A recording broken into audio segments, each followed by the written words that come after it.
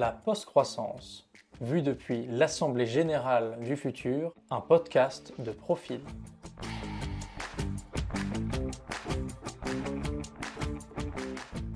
Chers actionnaires, serons-nous de bons ancêtres? Serons-nous à la hauteur de ce moment unique qui questionne notre humanité?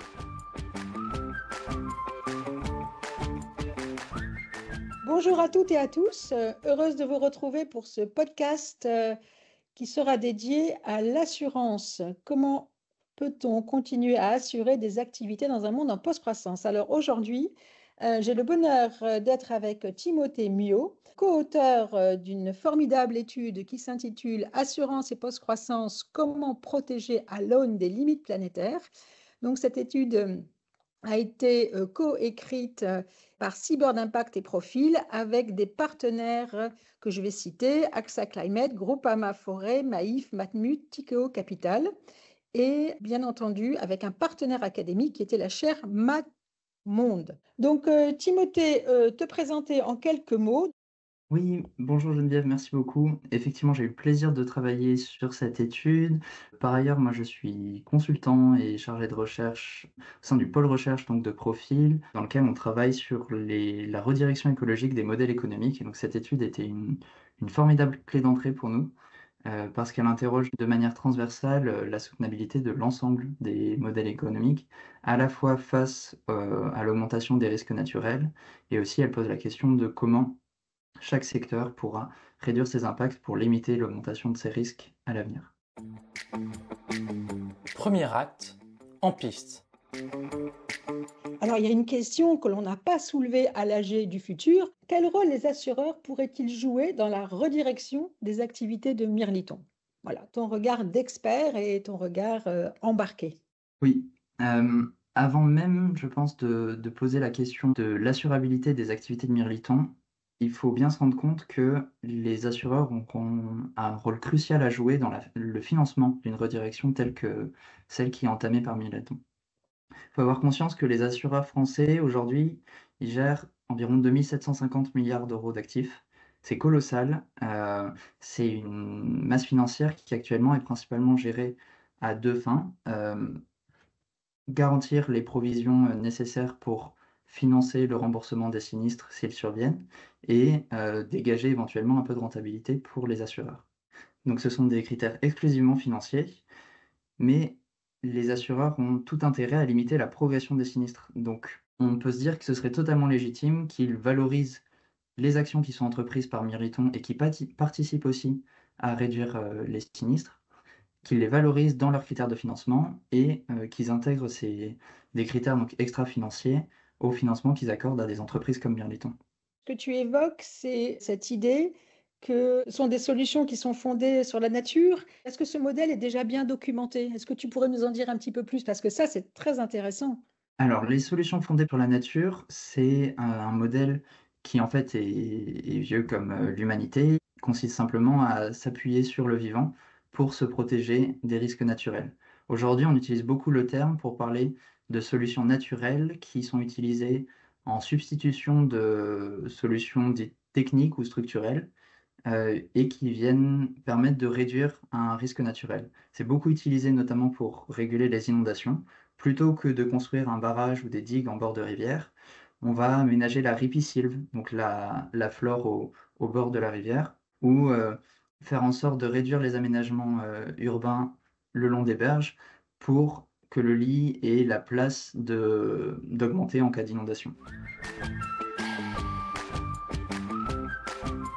Ces solutions fondées sur la nature, est-ce qu'elles trouvent déjà une traduction financière ou monétaire? Est-ce qu'il y a déjà des modèles? La difficulté qu'on a, mais qui est commune à toutes les actions de prévention, c'est que c'est très difficile de mesurer l'efficacité d'une solution, notamment dans le cas des inondations.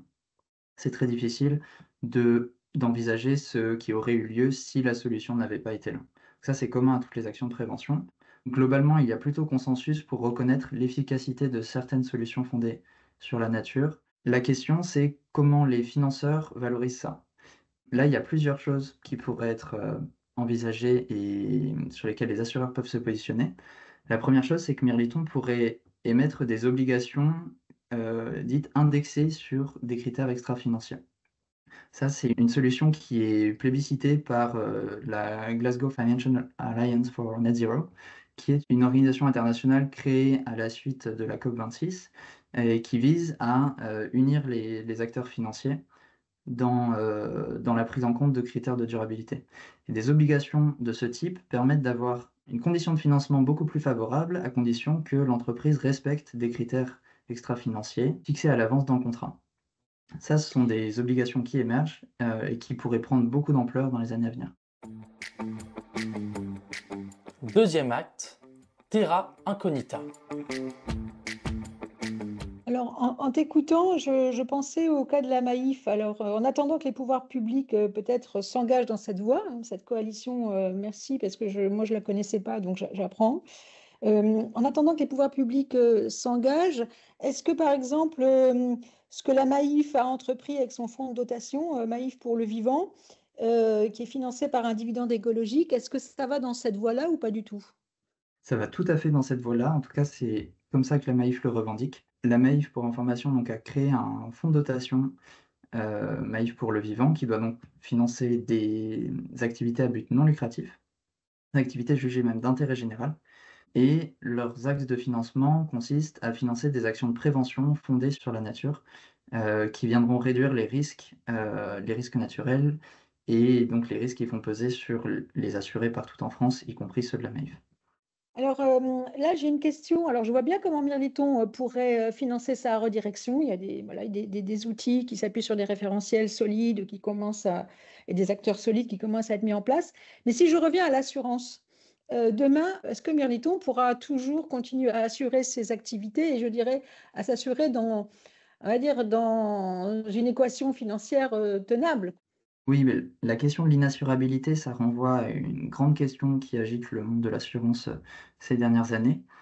Dans ses activités propres, Mirliton ne présente pas davantage de risques que n'importe quelle autre entreprise. Euh, Puisque c'est de la transformation agroalimentaire, ce sont surtout des risques industriels qui sont souvent bien connus et les coûts d'assurance devraient augmenter nettement, comme partout en France, sous l'effet de l'augmentation des risques naturels. Par contre, il paraît difficile de parler d'inassurabilité. Toujours sur ces activités propres, l'important pour Mirliton, ça sera surtout pour limiter la hausse des primes d'assurance, de construire un plan d'adaptation. Et pour ça, il y a énormément de ressources pour identifier les sites qui sont le plus exposés au changement climatique et aux risques naturels et mettre en place des actions pour réduire la vulnérabilité sur ces sites. On peut citer par exemple Climadiag, qui est proposé par Météo France et qui permet de mieux comprendre quel sera le climat dans une commune à horizon 2050 ou 2100 et de savoir à quoi il faudra s'adapter. On peut citer aussi GeoRisque, qui est une plateforme qui permet de brosser plus largement l'ensemble des risques auxquels peuvent être soumis des actifs. Et on peut évidemment citer le guide publié par l'ADEME qui décrit une trentaine de témoignages de mesures d'adaptation conduites par des entreprises, qui est un formidable outil pour commencer, pour savoir quelles bonnes questions se poser et commencer à réfléchir à l'adaptation de ces activités. Oui, alors là, je suis rassurée en tant que présidente fictive de Mirliton. Je suis rassurée sur le fait que je pourrais toujours m'assurer dans des conditions convenables, hein, financièrement.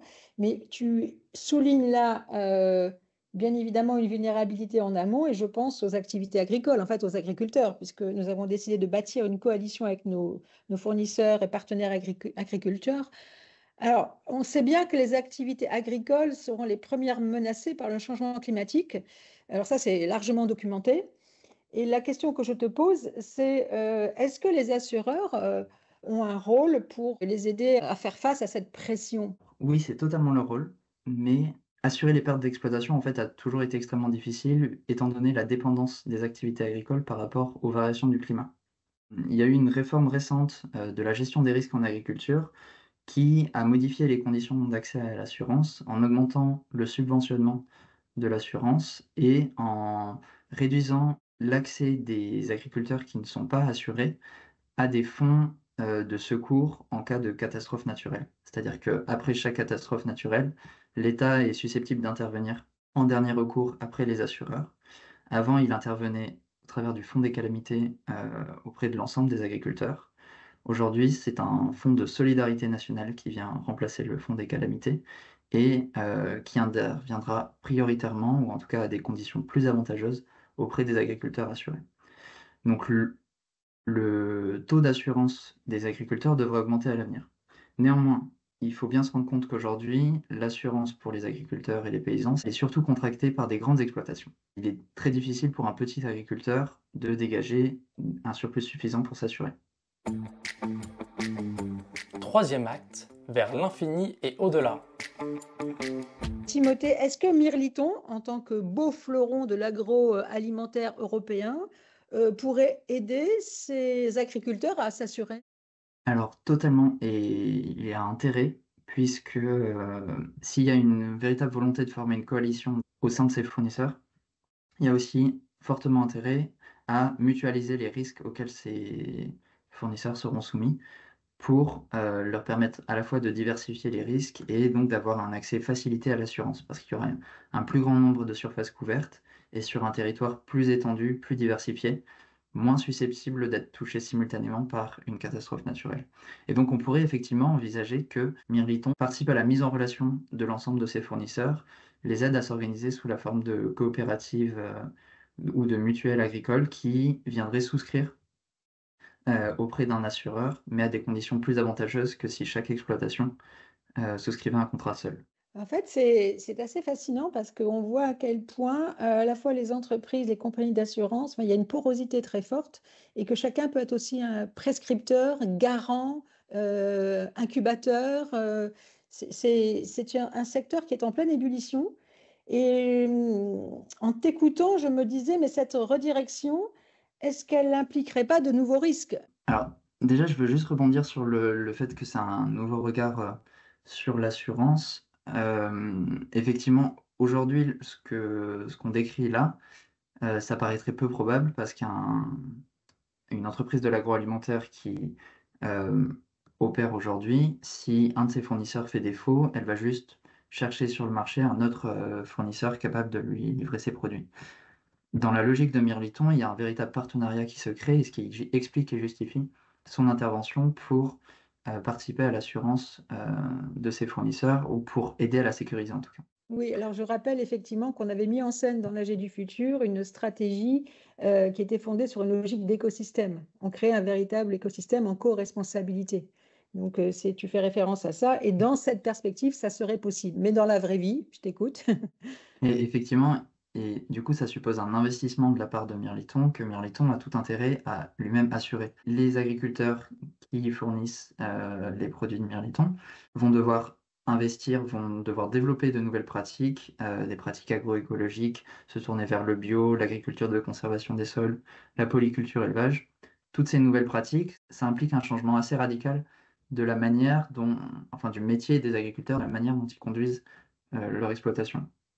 Et le temps d'adopter ces nouvelles pratiques, c'est du temps qui ne doit surtout pas être perdu pour Mirliton, parce que ça va être un capital formidable à l'avenir. Pour sécuriser donc ce temps et cet investissement qui est fourni, en fait, on peut effectivement considérer que la redirection de ces pratiques agricoles porte en elle-même un risque qui est différent du risque de perte d'exploitation classique. Je m'explique.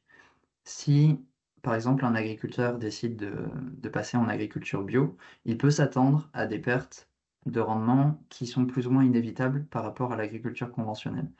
Pour le bio, ça peut monter jusqu'à 50% par exemple pour le blé tendre et donc dans les cultures qui subissent le plus le passage en bio. Mais il y a des pertes de rendement beaucoup plus raisonnables, autour de 10, 25, 30% pour d'autres cultures. Ça, c'est un rendement qui peut être estimé nationalement, qui idéalement devrait être estimé plutôt régionalement, voire à l'échelle de la parcelle, mais les statistiques nationales devraient permettre d'estimer cette perte de rendement attendue si on change de pratique. Mais malgré tout, le fait de changer de pratique, ça implique un changement de métier et donc des risques associés parce qu'il y a un temps d'apprentissage nécessaire et surtout il faut adapter ses pratiques à sa parcelle. Et là, les assureurs ont un rôle à jouer pour essayer de sécuriser cette perte supplémentaire incertaine, éventuelle, qui peut naître du changement de pratique, pas de la nouvelle pratique en elle-même, mais du fait qu'on passe d'une pratique à une autre. C'est quelque chose qui est complètement exploratoire, mais sur lesquels certains assureurs essayent de se positionner. Je pense notamment à AXA Climate, qui essaye de lancer un produit d'assurance en ce sens, produit donc qu'ils appellent une assurance de risque de transition. Donc c'est un produit qui se lance, mais ça sera très intéressant de suivre les retours d'expérience associés, de voir s'il arrive à prendre de l'ampleur et voir si on peut le généraliser. Oui, donc ça c'est extrêmement intéressant parce qu'en fait, ce qu'on comprend, c'est qu'il y a bien un aléa, mais non pas sur les pertes d'exploitation, parce qu'en fait, on les connaît. Comme tu dis, il y a des statistiques, etc., il y a des moyennes, mais c'est surtout sur ce que j'appelle le coût de la transition. Et donc, c'est là que l'assureur, il reprend son rôle. Si j'ai bien compris, c'est un peu ça, quoi. Exactement. Et là, on parle de l'agriculture, mais peut-être pourrait-on imaginer une extension de cette assurance du risque de transition à d'autres secteurs qui devront opérer leur transition et où la transition implique en elle-même un risque. Bah, écoute, tu me donnes des idées. Si jamais Mirliton doit opérer une fusion ou une opération de croissance externe dans un autre secteur où la question assurantielle va être brûlante, on en aura sous le coude. Timothée, merci beaucoup pour toutes ces informations, ces explications approfondies et passionnantes. On voit que le monde de l'assurance est également en ébullition et doit proposer de nouveaux modèles. Alors, on arrive au terme de ce podcast et comme pour les autres participants et participantes, je me tourne vers toi pour recueillir ton mot de la fin ou une idée, une recommandation suite à ce qu'on a échangé et à tes travaux de recherche. Simplement lisez, informez-vous, notamment les rapports du GIEC ou de l'IPBES, et éventuellement, si vous voulez creuser ce sujet de l'assurance, l'étude assurance et post-croissance, qui est donc disponible en téléchargement libre sur notre site. Bah, merci beaucoup, on le fera. En tous les cas, je reconnais là ton sérieux, ton implication dans cette recommandation. Et nous ne manquerons pas de te tenir au courant, mon cher Timothée, si Mirliton a besoin de trouver une assurance. À bientôt, merci à toutes et à tous.